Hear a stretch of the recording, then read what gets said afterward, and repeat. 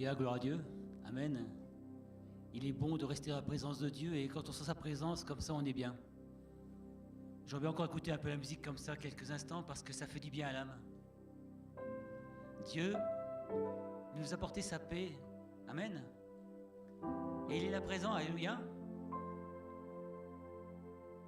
Parfois, on ne le réalise plus vraiment qu'il est présent parce qu'on s'y habitue trop. Pourtant, c'est un privilège. Enfin, pour moi, je trouve que c'est un privilège d'être enfant de Dieu. En écoutant ces louanges, ça faisait du bien à mon âme. J'étais content d'être là ce matin. Seigneur, c'est bon de te louer. Amen. C'est toi qui restaures mon âme au travers de la louange. Alléluia. On va le voir au travers d'un passage. La parole nous rappelle qu'il siège au milieu de la louange et quand on loue le Seigneur, eh ben, Dieu est présent. Alors peut-être que vous ne l'avez pas senti ce matin, mais pourquoi? Est-ce que vous étiez présent? De corps, oui, mais étions-nous présents dans l'esprit? Dans quel état d'esprit je suis venu ce matin? Alors parfois on a des difficultés, des problèmes et on a du mal à rentrer dans la présence de Dieu et je pense que ce temps de louange nous aide à rentrer dans cette présence parce qu'on a besoin de la présence de Dieu. On a besoin de Dieu, c'est vrai, dans nos vies, mais aussi de sa présence. La parole nous rappelle que nous sommes le temple du Saint-Esprit. Que le Saint-Esprit vit en nous et quand on est le temple du Saint-Esprit, on a besoin que la présence de Dieu soit là dans ce temple qui est notre vie. Alléluia. Ce matin, j'aimerais qu'on puisse parler d'un passage que j'aime beaucoup et on va parler de Paul et de Silas quand ils étaient emprisonnés, si vous voulez bien. C'est dans Actes chapitre 16 et le verset 25 à 33. Acte 16, versets 25 à 33.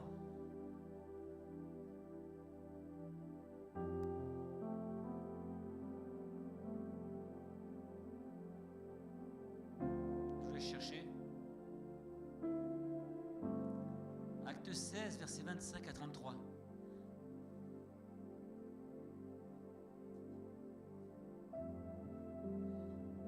Vers le milieu de la nuit, Paul et Silas priaient et chantaient les louanges de Dieu. Et les prisonniers les entendaient. Ça, ils ne chantaient pas tout bas. Parfois, nous, on dit « Merci Seigneur, c'est bien », mais ils chantaient et ils priaient les louanges du Seigneur et tous les prisonniers les entendaient. Alléluia. Amen. Tout à coup, il se fit un grand tremblement de terre, en sorte que les fondements de la prison furent ébranlés.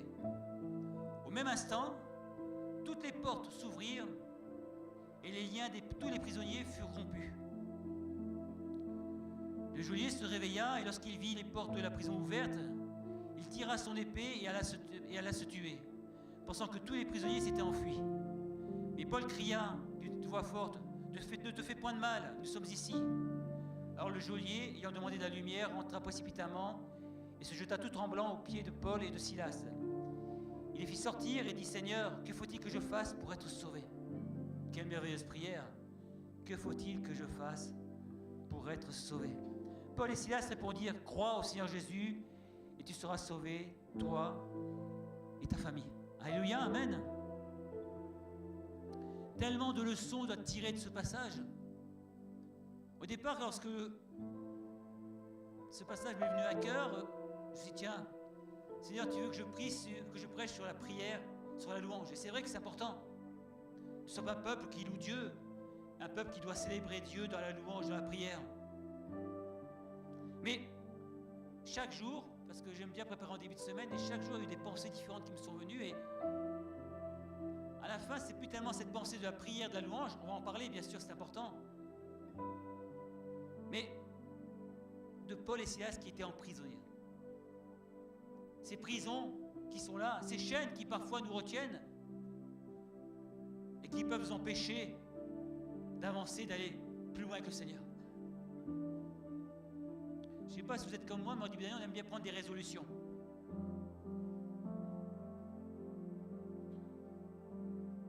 Mais c'est plus dur de les tenir. Non.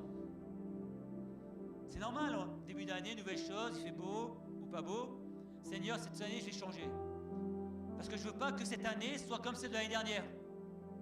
Je vais être meilleur. savez qu'on doit toujours être meilleur. Il y en a qui deviennent pire, mais ils n'ont pas compris. Cette année, Seigneur, je veux devenir meilleur que ce que je n'étais l'année dernière. Cette année, je veux te servir davantage que ce que j'ai fait l'année dernière. Cette année, je veux que dans ma vie, il y ait des chaînes, on va le voir ce matin, qui puissent sauter. Des verrous qui soient ouverts et que je puisse vraiment vivre pleinement cette dimension. Ta présence dans ma vie chaque jour, même quand ça ne va pas. Genèse chapitre 50, verset 20, regardez ce qui est écrit. On va prendre du temps, hein, parce qu'il faut que Kurt puisse trouver le passage. Genèse 50, verset 20. Regardez ce qui est écrit. Vous aviez médité de me faire du mal, et Dieu l'a changé en bien, pour accomplir ce qui arrive aujourd'hui, pour sauver la vie d'un peuple nombreux. Lorsque Paul et Silas étaient en prison, on avait médité de leur faire du mal. À leur place, qu'aurions-nous fait? Entre nous, qu'est-ce qu'on aurait fait à sa place? À la place de Paul et Silas. Oh Seigneur, je ne comprends pas. Franchement, je ne te comprends pas. Je te sers. Seigneur, je suis là à prêcher ta parole. Je pensais que tu allais être à mes côtés, que tu allais m'aider, que tout allait s'ouvrir tout seul. Et les voilà, les deux pauvres, emprisonnés, enfermés, enferrés. Mais au lieu de se plaindre, au lieu de se décourager, au lieu de dire Seigneur, c'est pas normal ce qui m'arrive là, je crois que tu es avec moi. Non, ils ont commencé à louer le Seigneur. Ils ont commencé à prier le Seigneur. Alors je me suis dit, mais est-ce qu'ils étaient meilleurs que moi? Est-ce qu'ils étaient plus spirituels que moi? Est-ce que Dieu les aimait plus que moi? Ou que nous? Ou que toi ce matin? Moi je ne crois pas. Je ne pense pas que Dieu les aimait plus, simplement c'était des gens, des hommes de prière. Des hommes et des femmes qui étaient habitués à se tenir chaque jour devant Dieu et à intercéder. Des hommes et des femmes qui chaque jour se mettaient à louer le Seigneur. Non pas de temps en temps, non pas quand ça allait bien, mais chaque jour, ils étaient là à rechercher la pensée de Dieu.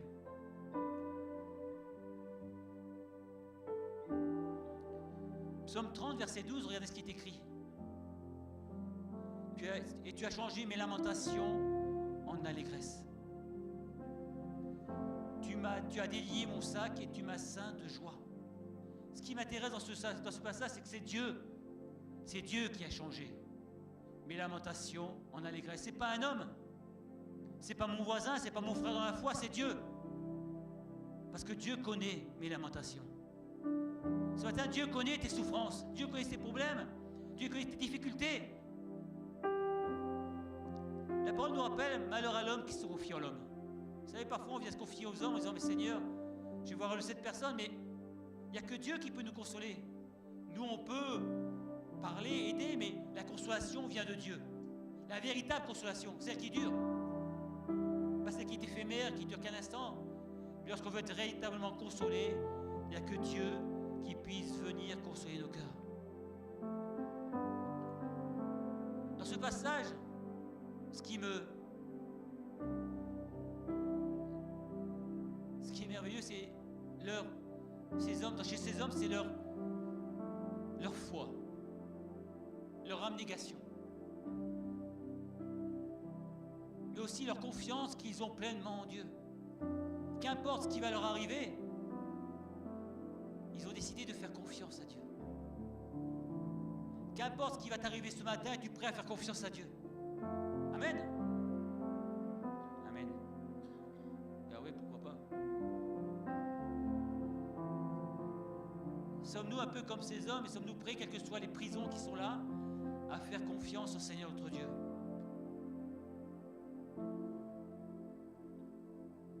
La parole nous dit qu'ils étaient enchaînés. Alléluia. Mais je pense que leur confiance à Dieu était plus puissante que leur chaîne. Parce qu'ils savaient que le Dieu est celui qui délivre des chaînes. Amen. Alléluia. Aucune chaîne ne peut résister à Dieu. Aucune. Lorsqu'on lit Actes chapitre 12, lorsqu'on lorsqu'on voit la situation de Pierre dans la prison avec ses prisonniers qu'il tenait, avec ses portes fermées de la prison, l'ange de Dieu a délivré Pierre de toutes ses chaînes. Alléluia. Ésaïe 42, versets 6 à 7, regardez ce qui est écrit. Ce matin, je voudrais qu'on s'encourage à faire confiance à Dieu, quelles que soient nos chaînes. J'aimerais ce matin qu'on puisse vraiment réaliser que Dieu est là. Non seulement avec notre tête, mais avec notre cœur surtout. Moi, l'Éternel, je t'ai appelé pour le salut. Je te prendrai par la main, je te garderai et je t'établirai pour traiter alliance avec le peuple. Pour être la lumière des nations, pour ouvrir les yeux des aveugles, pour faire sortir de prison les captifs. Amen. Et de leur cachot ceux qui habitent dans les ténèbres. Quel programme! Alléluia! Quel programme! Mais c'est le programme que Dieu a prévu pour nous. Est-ce qu'on le croit? Vous savez, la semaine dernière, ceux qui étaient là, ceux qui ont regardé sur Internet, on parlait de la vision de Dieu. Christophe prêchait sur la vision de Dieu et de retrouver la vision de Dieu, mais est-ce que la vision de Dieu n'est pas de délivrer les captifs des cachots? C'est peut-être pas des cachots physiques, mais c'est des cachots quand même. N'est-ce pas de délivrer ceux qui sont enchaînés? Si nous voulons rentrer dans la vision de Dieu, il faut d'abord que nous n'ayons plus de chaînes. Et je suis tombé sur cette pensée, mais comment puis-je prier pour les autres si moi-même je suis enchaîné? Compliqué, hein?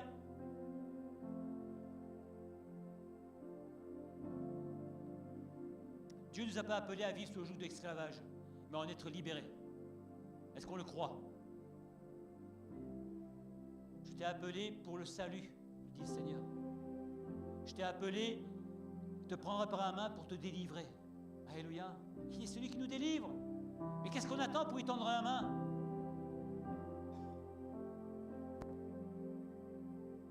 Psaume 142, verset 8, on continue toujours parce que il faut bien comprendre que parfois nous avons aussi des problèmes, des chaînes qui sont là et qui nous empêchent d'avancer.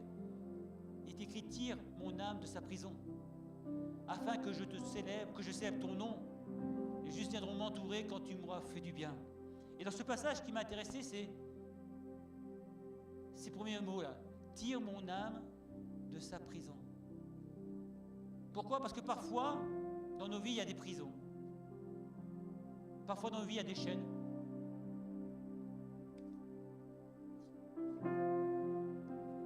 Et ces chaînes, elles sont toujours là, malgré notre conversion, malgré les années que nous avons passées avec le Seigneur. Ces chaînes sont toujours là. Elles nous empêchent d'avancer avec Dieu. Elles nous empêchent d'aller plus loin. Vous savez, si vous avez des chaînes aux pieds, essayez d'avancer, vous allez avoir du mal. J'ai jamais essayé, mais j'imagine. J'ai pas encore essayé. Mais ces chaînes sont là pour nous empêcher d'aller de l'avant et d'avancer avec le Seigneur. Jean 8, 36, il est écrit que si le Christ nous a franchis, si le Fils nous a franchis, nous sommes réellement libres. Ce matin, j'aimerais nous poser la question: est-ce que nous sommes réellement libres au Seigneur, dans le Seigneur? Est-ce qu'il n'y a rien qui m'empêche d'aller plus loin avec toi, Seigneur, ce matin? Y a-t-il quelque chose qui m'empêche d'avancer encore avec toi?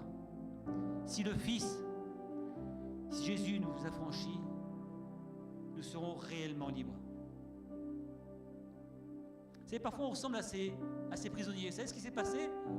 Paul et Silas ont prié, ont loué. La parole nous dit que toutes les chaînes des prisonniers se sont ouvertes, toutes les portes des prisons sont ouvertes. C'est merveilleux, quel miracle. Mais je me suis dit, mais si j'avais été dans la prison, j'ai rien fait de mal pour l'instant, est-ce que je serais resté dans la prison? Ou si la porte et les chaînes étaient parties, est-ce que je ne serais pas parti en courant? La porte est ouverte. Et puis eux qui sont, vous savez, c'était pas des conditions de prison comme aujourd'hui, il n'y avait pas la télévision, il n'y avait pas les repas, etc. C'était de la terre, il y avait de la boue, il y avait des rats, il y avait tout, quoi. Tout ce qu'il faut pour partir en courant. Tout ce qu'il faut pour s'enfuir. Et eux, qu'est-ce qu'ils ont fait? Ils sont restés là. Ça m'a interpellé. Mais pourquoi sont-ils restés là? Pourquoi? Puis parfois, nous, on est un peu comme eux, vous savez. Dieu nous libère de certaines chaînes et puis on reste dans nos problèmes. Dieu ouvre des portes dans nos vies et puis on reste dans nos prisons. Au au lieu de sortir de ces prisons, ben on y reste. Pourquoi? Parce que parfois on s'habitue bien aux choses. On s'habitue bien à nos petits péchés. Vous savez? Ceux qu'on commet, que personne ne voit et avec lesquels on vit chaque jour. On s'habitue bien à notre petit caractère. Vous savez, caractère parfois insupportable. Et qu'est-ce que tu veux, Seigneur? Je suis né comme ça. Dieu n'a-t-il pas changé nos cœurs? Ne sommes-nous pas de nouvelles créatures? On s'habitue à nos petits péchés que personne ne voit. À la cigarette. Seigneur, tu vois, je ne peux pas en être délivré, alors on continue à ça.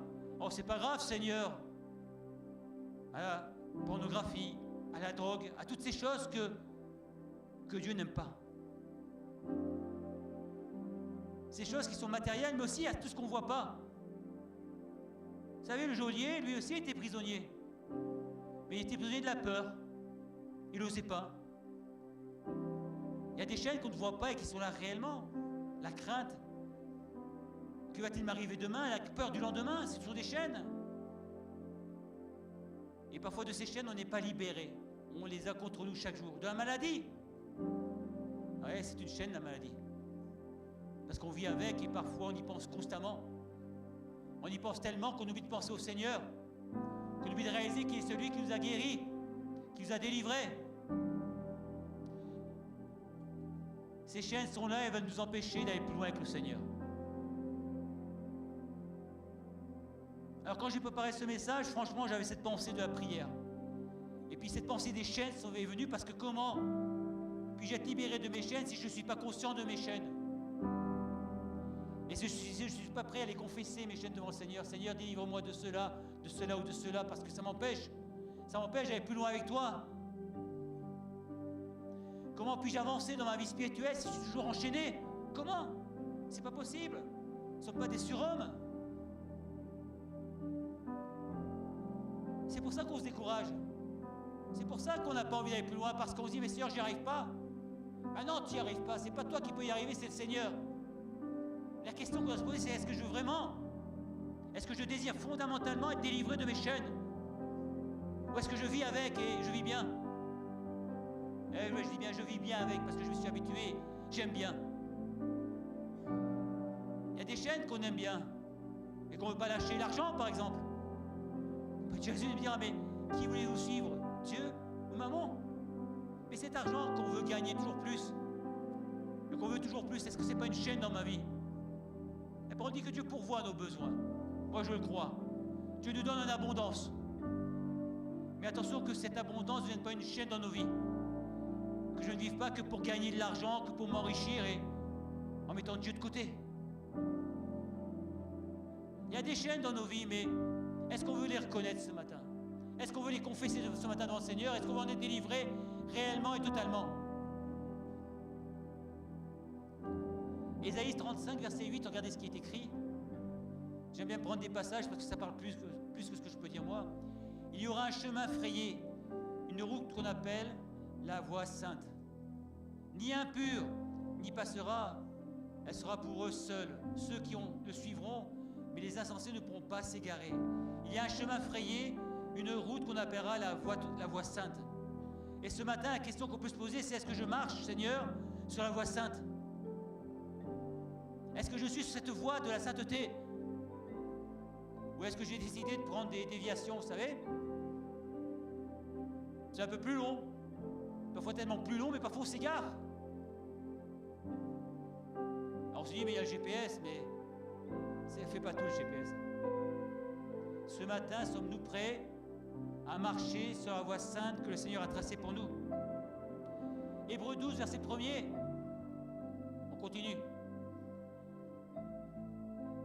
Puisque nous sommes environnés d'un si grand nuée de témoins, rejetons tout fardeau et le péché qui nous enveloppe si facilement. Rejetons tout fardeau et le péché qui nous enveloppe si facilement. Rejetons. Ce matin, rejette ton fardeau. Rejette ton péché qui t'empêche de marcher. Et alors seulement tu pourras courir avec persévérance dans la carrière qui est ouverte. À partir du moment où tu auras décidé de déposer tes fardeaux au pied du Seigneur, tu pourras alors de nouveau marcher et courir. Et dans cette année 2026, ce sera une année de grâce, une année de joie, de bénédiction et une année où on va progresser avec le Seigneur. On va voir sa gloire se manifester, mais combien? Nous devons vouloir, je dis bien, nous devons vouloir rejeter tous les fardeaux. Le voulons-nous ce matin?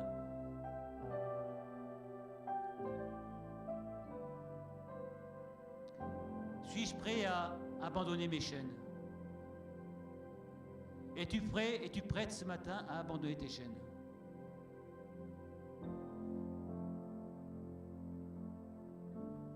Vous savez, des fardeaux, on en a tous.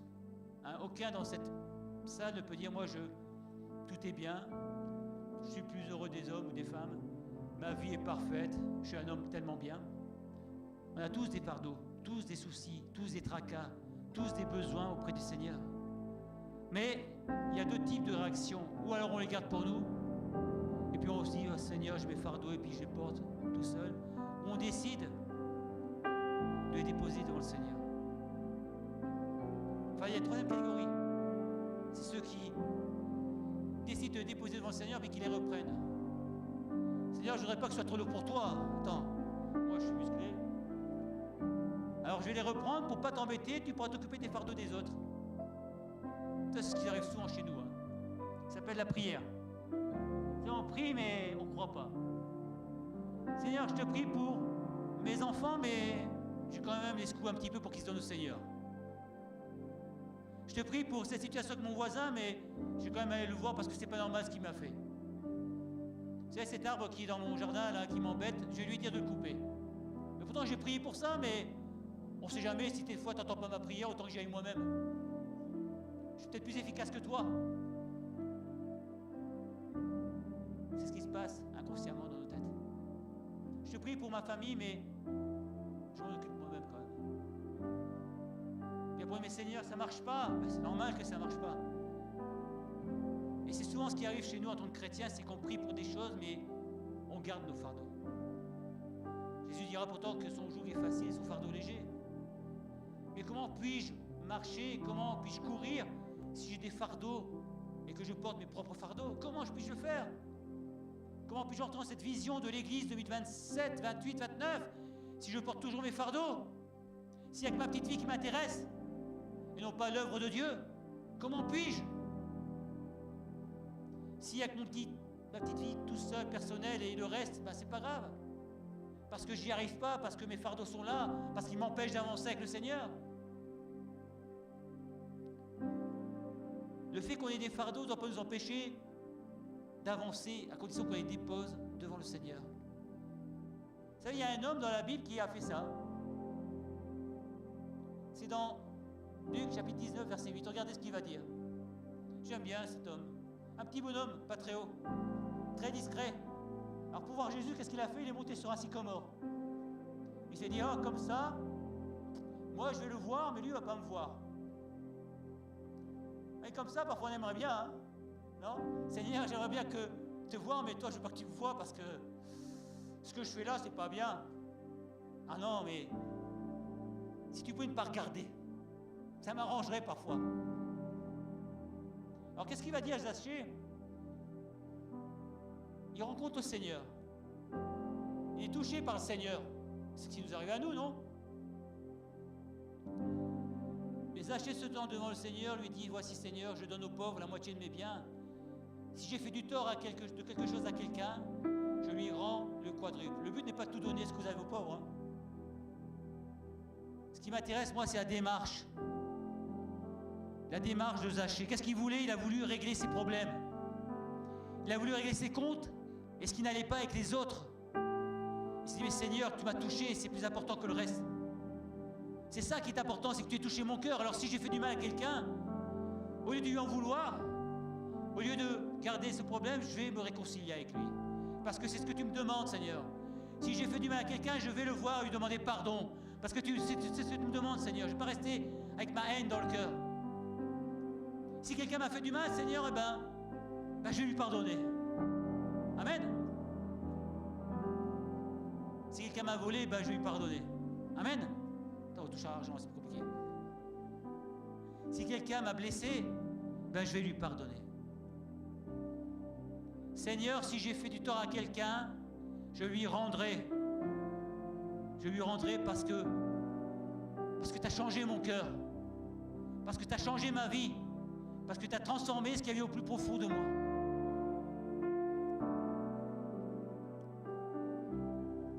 Zachée a fait une chose, il a remis de l'ordre dans sa vie. Je répète, Zachée a remis de l'ordre dans sa vie et nous. Parce que notre vie est en ordre. Devant Dieu, pour nous dire, Seigneur, c'est vrai que ma vie est en ordre avec toi, j'ai rien. J'ai réglé mes problèmes. Mon voisin, je l'aime. Mon pasteur, je l'aime. Mon frère dans la foi, je l'aime. Mon épouse, je l'aime.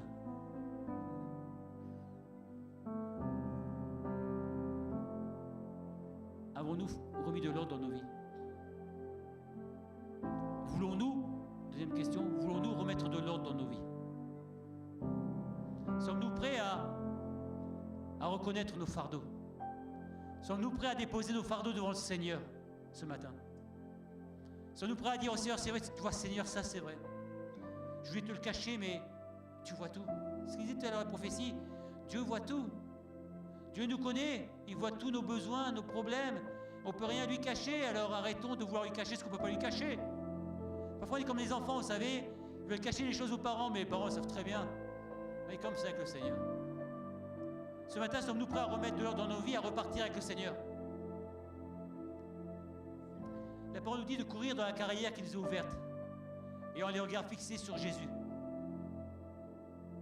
Sommes-nous prêts ce matin à fixer nos regards sur Jésus? Alors,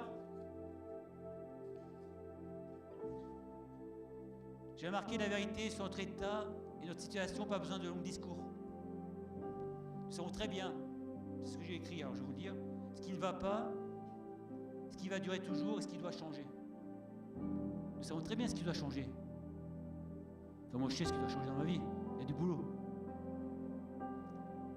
La question c'est pas de le savoir, c'est de savoir si je suis prêt à vouloir changer. Ça c'est plus compliqué. Parce qu'on a nos habitudes et on a nos défauts et c'est du mal, on a du mal parfois à changer nos défauts. Que faisons-nous de la liberté que nous avons en Jésus? Que faisons-nous de cette liberté qui est en Christ? Y a-t-il liberté s'il y a péché? À votre avis? Non. Si dans ma vie il y a du péché, il n'y a pas de liberté. Puisque le péché me tient. Il me tient lié. Il m'empêche d'aller plus loin avec le Seigneur. Alors ce matin, sommes-nous prêts et d'accord à rejeter le péché?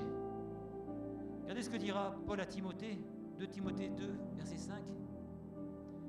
Il dira, mais l'athlète n'est pas couronné s'il n'a pas combattu suivant les règles.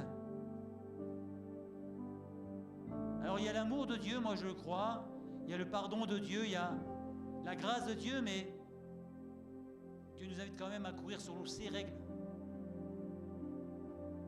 Et non pas selon nos règles. Ce matin, sommes-nous prêts à courir selon les règles que le Seigneur a dictées?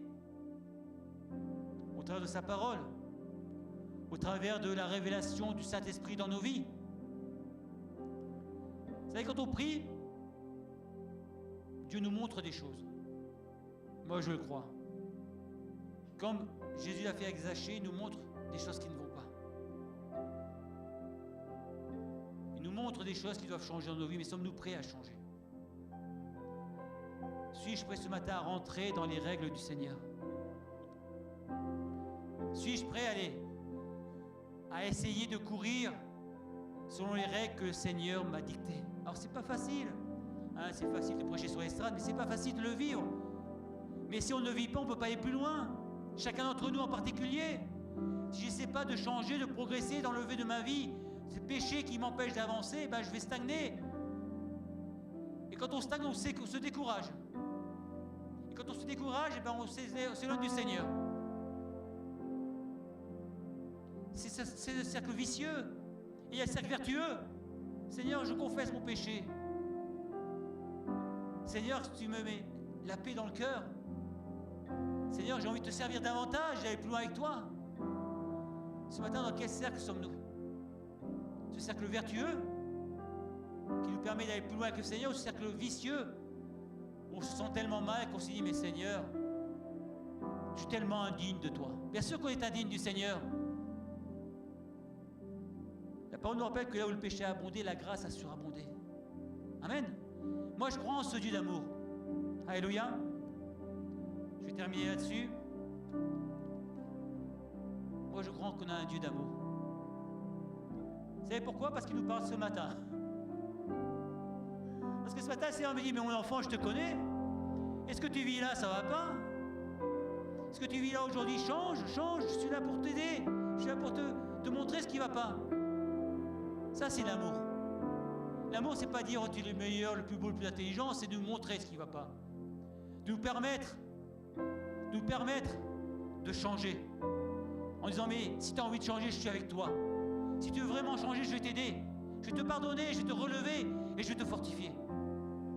Encore faut-il que nous voulions vraiment vivre l'amour de Dieu tel qu'il est demandé. Non pas cet amour qui va tout accepter, mais cet amour qui va nous permettre d'aller plus loin avec lui. Non pas parce qu'on a crainte de Dieu seulement, mais parce qu'on l'aime. Et parce que je l'aime, je veux être mieux, meilleur. Et cette année, c'est une année meilleure pour ma vie, plus proche du Seigneur. Je veux cette année qu'il y ait des fardeaux qui soient enlevés, qu'il y ait des chaînes qui puissent être ôtées de ma vie, qu'il y ait des portes, des prisons qui sont ouvertes, afin d'aller plus loin que le Seigneur. Et je ne veux pas rester dans ma prison, même si elle est dorée. Non, je ne veux pas de cette prison-là. Je veux du Seigneur. Je veux vivre ma vie pleinement avec Christ. Si le Christ vous a franchi, vous êtes réellement libre. Et ce matin, je veux être réellement libre avec le Seigneur. Est-ce que c'est notre volonté? Est-ce que c'est notre désir? On va prier si vous voulez bien. Et si quelqu'un a besoin qu'on prie pour lui, qu'il puisse se lever à sa place. On va prier pour lui. Si tu as besoin qu'on prie pour toi ce matin, lève-toi à ta place. Et si tu sens qu'il y a des chaînes dans ta vie, si tu sens qu'il y a des besoins, des difficultés, on va prendre du temps ce matin. On est là dans un temps de prière, de jeûne. N'aie pas peur, c'est pour le Seigneur que tu fais. C'est parce que tu veux plaire à Dieu. Tu dis, Seigneur, c'est vrai qu'il y a dans ma vie ces choses-là qui m'empêchent d'aller plus loin. Cette année 2026, Seigneur, je veux que ce soit une année de grâce. Une année d'abondance spirituelle dans ma vie. Une année où tu vas changer mon cœur, où tu vas changer ma vie, où tu vas me changer, me transformer. Ce matin, Seigneur, je veux qu'en cette année, je vais aller plus loin avec toi. Plus loin dans ce que tu veux me donner, Seigneur. Je ne peux pas me satisfaire de ce que je vis. Pardonne-moi mes péchés. Pardonne-moi mes fautes. Pardonne-moi mes iniquités. De tout cœur, je veux m'approcher de toi. Seigneur, je pense que chacun d'entre nous, on pourrait se lever ce matin pour te demander pardon. Pardon parce que, Seigneur, tant de fois dans nos vies, nous avons failli, Seigneur. Pardon parce que tant de fois dans nos vies, nous avons manqué, Seigneur, le chemin, la cible que tu nous avais fixée, Seigneur. Nous sommes allés par nos propres pensées, par nos propres moyens. Nous avons cru que notre vie nous appartenait pleinement alors qu'elle t'appartient, et pardonne-nous parce que nous avons blessé, nous avons offensé,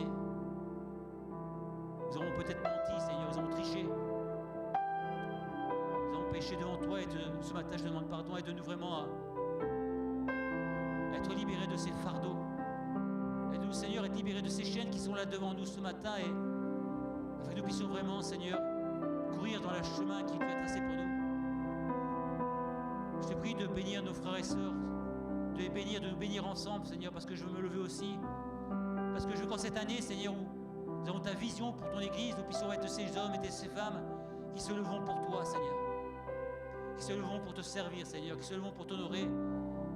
Ces hommes et ces femmes qui se leveront pour te dire, Seigneur, aide-moi vraiment à aller plus loin avec toi, je te prie dans le nom de Jésus.